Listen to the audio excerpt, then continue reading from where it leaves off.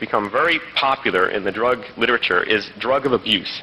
That there are such things as drugs of abuse. Well, that's just a fancy way of saying a bad drug, one that you disapprove of. And the idea behind it is that anyone who uses such a substance is automatically an abuser. Well, that is a meaningless definition of drug abuse. I think that a useful definition of drug abuse, and one that I use, is that it's the use of any substance, whether it's legal or not, or approved or not, in such a way that it seriously threatens a person's health or their social or economic functioning in the world. If a use of a substance doesn't do that, in my mind, that is not abuse. There are many uses that people have put drugs to in the world. Everything from just recreation to having a good time to an excuse for social interaction. Look at the function of coffee and alcohol in our culture as providing excuses for people to relate to each other. Many people, if deprived of those drugs, would be unable to talk to other people. Having a coffee break is a legitimate excuse for stopping work and interacting with somebody. That's very parallel to uses of coca leaves in Indian cultures, to the use of khat, the leaf that I mentioned in the Middle East. That is a long tradition for use of psychoactive substances. In this culture, many people take psychoactive drugs to rebel, especially the disapproved drugs. That's something I think we have created by the attempts that we've made to control substances through prohibitions. That's one of the worst effects of drug prohibitions, is that they encourage people. First of all, I think they stimulate curiosity about drugs on the part of young people. The reason the age of experimentation with marijuana and other drugs has dropped so much in recent years is because we've made them forbidden and attractive. Many kids who would never care to try drugs do so only because we have made them prohibited.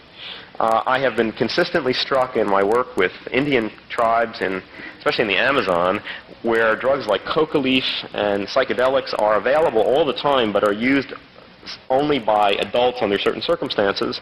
There are no laws or prohibitions governing that. That's just the way you do things in that society. I've been very struck at the total absence of curiosity on the part of children about those drugs. There's a tribe of Indians called Cubayos that I have lived with a lot on the eastern border of Colombia near Brazil in the Amazon basin, who use coca, powdered coca, as a daily stimulant and social drug, but it's mostly a drug of adult men.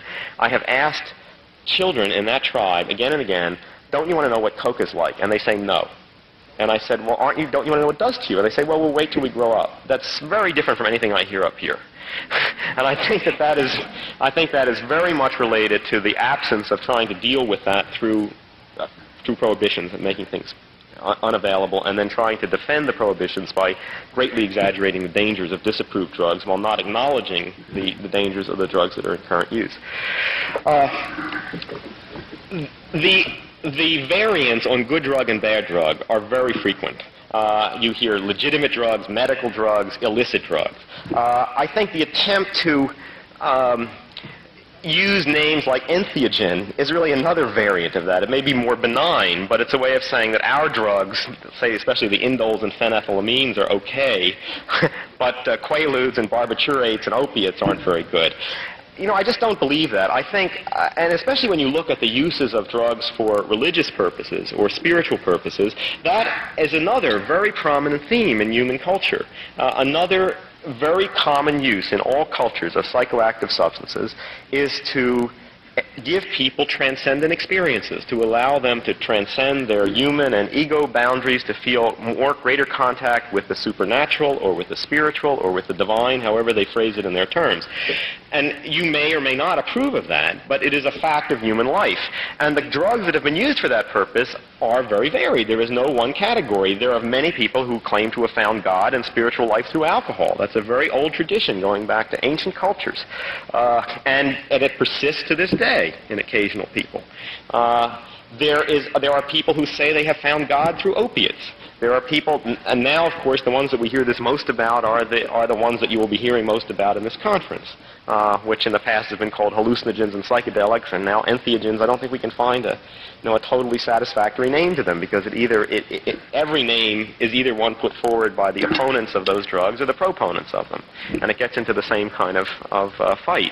But at any rate, this is a fact of human life. Now, it's also, of course, interesting that people have spiritual experiences through many other techniques that don't involve drugs at all. People do it through fasting, they do it through chanting, through praying, through associating with gurus, through attending organized religious pageants or procedures. It seems to me what all that suggests is that drugs don't have spiritual potentials. Human beings have spiritual potentials, and it may be that we need techniques to move us in that direction. And the use of psychoactive drugs clearly is one path that has helped many people. Now, because in our culture today, many of the drugs that people use for that purpose are disapproved drugs, that has led critics of that kind of use to complain that spiritual experiences obtained through drugs are not legitimate. Well, I think you could make that argument about any other technique that people use. I mean, why are spiritual experiences obtained through fasting not legitimate? I mean, legitimate and drug use not. It seems to me that the only test of whether spiritual experiences are legitimate are what effect they have on the person. I mean, if a person who has, who has never thought about the spiritual side of things until they've had a drug experience, then manifests spirituality in their life and pursues other sorts of spiritual activities, that seems to me that that was a genuine spiritual experience. If somebody just continues to take drugs over and over, maybe that was not a legitimate spiritual revelation. I don't think it has anything to do with the technique. I think it has to do with the person and the effect that technique has had on that person. I think that it's also clear that from the latest kinds of research that are going on that are very exciting in brain chemistry, suggests that the line between what is natural and what is not is very unclear, because it looks as if the brain makes analogs of most of the drugs that people use. I don't know that no one has found an analog of THC in marijuana at the moment, but the one that has, of course, received the most attention are the endorphins, the opiate analogs that our brains make. We clearly make our own stimulants in the form of neurotransmitters like dopamine and noradrenaline. We make our own downers in the form of chemicals like serotonin and GABA. We probably make our own antidepressants, possibly in the form of sex hormones. We make our own psychedelics, I am sure, almost certainly DMT, which is probably produced by the pineal, or if not it, something very close to it. I think we make all these things ourselves. Now, that raises a lot of interesting questions. Why is it that the human brain and plants should have the same chemicals in them? Why are the indoles and tryptamines so widely distributed in nature? DMT occurs, these indole drugs occur in everything from mushrooms to higher plants to the human brain. Why is that? Why are those chemicals so widely distributed? It may well be that when people have transcendent experiences by means of techniques like fasting and chanting and praying, that there is a final common pathway that's mediated through similar brain neurotransmitters. Maybe when people wake up feeling spontaneously high one day, their endorphin system is in high gear and they're not bothered by things that ordinarily would get them down. Maybe the people who are likely to become dependent on opiates are people who have a deficiency of endorphins, and so experience what the rest of us experience as the ordinary bothers of life as overwhelmingly painful. If that's the case, I would suspect that when you try to deal with that problem by taking an opiate from outside, you probably totally shut off your body's own production of those chemicals, and maybe that creates the biochemical basis for withdrawal and addiction. And if that's so, then the most useful approach to treating addiction would be to find ways of stimulating the body's own production of that chemical to solve the deficiency, not to supply it with an external analog of it. Well, this is clearly an important area of research that we'll hear a lot more about in future years. Also, it's amazing that it's not just natural drugs that appear to have analogs in the brain. We have now found a Valium receptor in the brain. What does that mean? Valium is a synthetic drug that was created in a laboratory. Were Valium receptors always there? Did people think up Valium because they had Valium receptors in their brains? Have Valium receptors evolved in response to use of Valium in the world? I don't know. It's a very interesting question.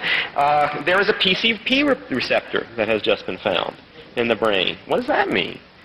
This is a very interesting area of the interface between brain and the external world and drugs that may be the mediators of experiences.